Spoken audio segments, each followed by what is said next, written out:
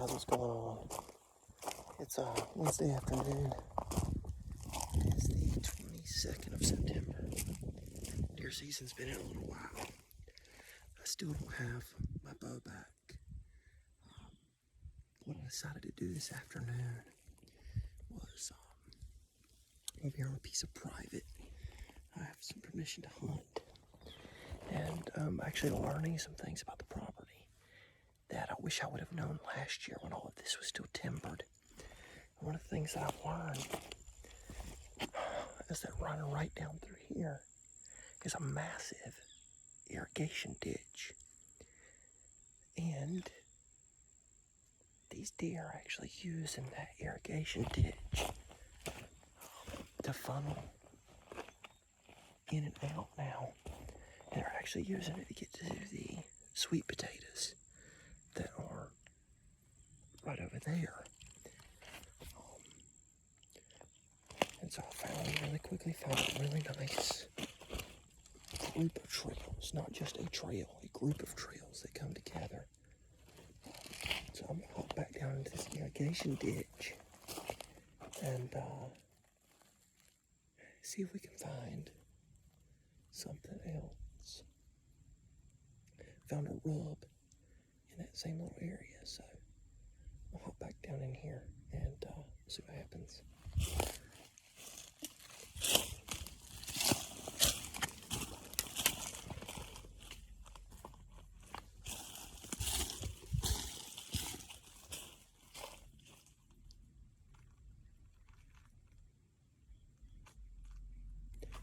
I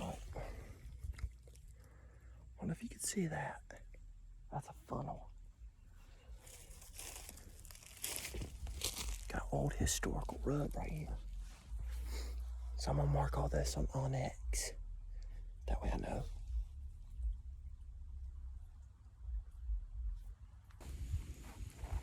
Well, good evening. It is September. And season's been in for about 2 weeks here in Eastern North Carolina. This is the first time I've been able to sit my bow as I've just been in the shop for about 2 weeks. I'm in a very interesting spot on a piece of private this evening.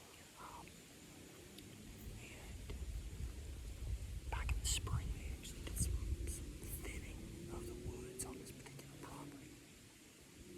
They actually clear cut a good chunk of pines that were surrounding the fields.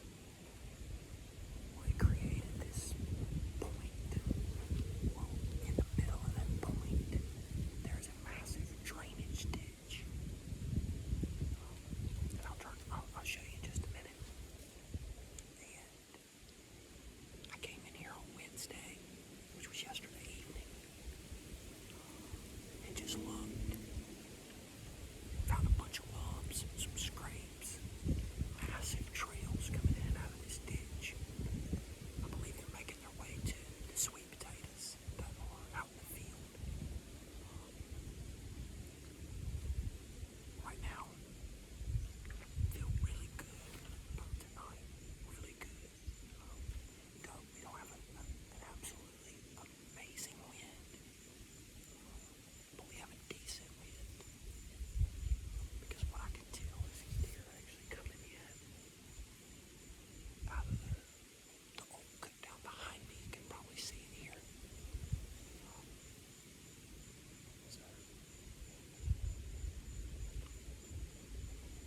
So tonight's pretty interesting though, because I got all new gear this year. So new saddle, new sticks, new platform. Definitely rusty. Also noticed that when I did a lot of the mods to my sticks, that I actually didn't tighten down one of the sticks well enough. So that's gonna be fixed tonight. I stepped up on the stick and I felt it move a little bit, and I went, oh, that's not good, especially since I have 8ers attached.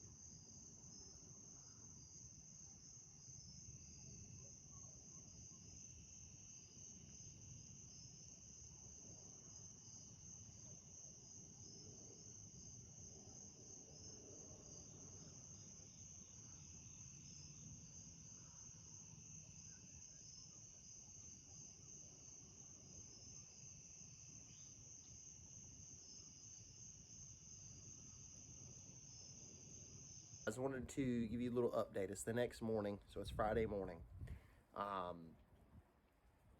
After those 3 does came in, I cut the camera off, and about 10 minutes later, a doe come out on that same side, and I kept hearing something over behind my shoulder, and I glance over and I see a big 6-pointer. I can see he's kind of milling around, and at that point, he was on the side where the camera screen was going to be visible for me to cut it on and turn it. And so I didn't want to spook him because at that point he was within 30 yards. And so he makes his way straight to that scrape that I was talking about. Well, then I hear another deer coming, and I look over my shoulder, and there's a cow horn. Okay. And I hear another deer, and there's a smaller 6-pointer. So three bucks at this point. And then the 6, he finishes working the scrape, and he comes over, he picks his head up, and I can see the horns over the bushes. Really tall, probably 12 to 14 inch 6-pointer. Younger deer, not very heavy horns, but I had kind of made up my mind I was going to shoot him. So I had one shooting lane that I knew the deer was going to funnel back through coming that way. So I see him, and I can make his figure out. Well, there's been a doe underneath my tree right here. I didn't think anything of it. I could hear the deer, saw the deer. So I see the deer headed towards the gap, my shooting lane. So I draw back. Well, when I do, I look below my feet, and there is a giant 8-pointer. One of the biggest deer I've seen in a while. Literally underneath my saddle, underneath my platform. And so I do what any bow hunter, I'm already at full draw. So I kind of lean just a little bit. I'm aiming literally straight down at this point. And the doe and the cow horn get spooked by this buck, because obviously he's the dominant deer. And they kind of just, quickly, trot, 20 yards and stop. Well, when they do that, he got spooked, and he runs out in front of my tree. Well, if you ever hunted out of a saddle, once that deer's between you and the tree, you're kind of in a predicament. That's why you always want to set up on your dominant side. And he was only 10 foot in front of the tree, but I knew, because the doe had already begun to walk a little bit, she was back underneath my tree. So if I lean out, she's going to catch me. And if she catches me, he's going to catch me. So making a long story short, that is kind of how my night went last night. Really exciting. So I'm going to try to get back into that spot in the next couple of days. As you can see, we got some rain coming in today. Probably should have been in a tree this morning, but didn't really feel like going this morning. Plus, it's kind of an odd wind to hunt here because it's not a predominant wind. And so I set up most of my places for the predominant winds, which are either going to be a southwest, southeast, north, or northeast wind. We very rarely get northwest. Well, this is a northwest. So we very rarely get westerly winds either. Most of ours are blowing out towards the ocean. So, but anyway, guys, that was my hunt last night. So pretty exciting. So stay tuned. I'll maybe try next week. We're supposed to get a good chunk of rain from this system that's moving through. Depending on what the river does, which is the river is extremely low right now.